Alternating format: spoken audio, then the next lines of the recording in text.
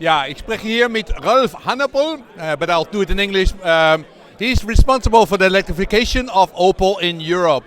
How important is the Opel AmperaE for the electrification of Opel totally in Europe? We think that is a very important car. And the reason why it's important is because it's the first car that will be affordable and has a more than 500 kilometer range. So it's super important. What have you learned of the first AmperaE, which was the first hybrid, which had a nice radius, which was a very nice car? What have you learned from that, and how will it change this next one?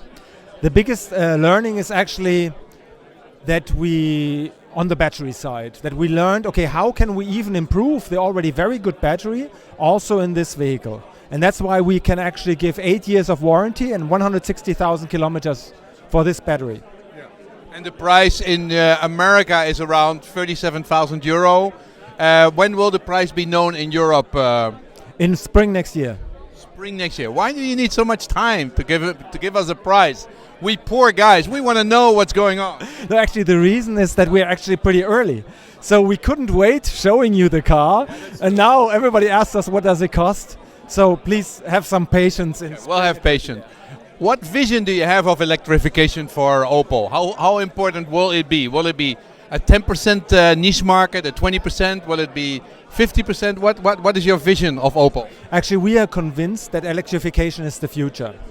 Now, the only issue about this is when is the future there? Yeah. So it's the time span. And we think that with this vehicle, we actually completely open that door, and this will help making electrification, let's say, faster, bring it faster to market, because it is now for the customer acceptable. Now he can actually go and buy a car. Now he can use it for every day. Yeah. So I think we will accelerate the electrification overall with this vehicle. And do you mean it will be a 50% kind of in 10 years, in 2025?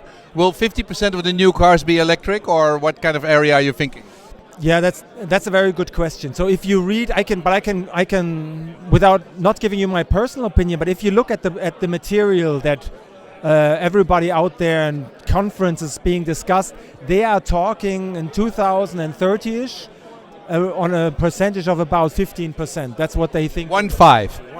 So it is a little bit of a niche market. It's not going to be very important, because 15% in 2030 of the new cars, that is a little bit. Yeah, but imagine today we have every year 20 million new cars in Europe. So 50 million is roughly 3 million cars. So every, let's say... 15 years, yeah. Yeah, okay. So it is important, but it is a small part of the total solution. Let's say it belongs to the whole, whole overall environment. So there will be still gas engines, there will be still diesel engines, there will be hybrid vehicles, there will be full electric vehicles, and maybe also we see in 2030 the beginning of fuel cells. Now, the Germans are starting a big, huge infrastructure project to make, what Tesla has, but then to do it much better. Is Opel also going to participate in that huge infrastructure project of fast chargers and slow chargers all over Europe? First of all, we think it's great that there is an activity of everyone to increase the fast charging capability, because our car will also be able to use that.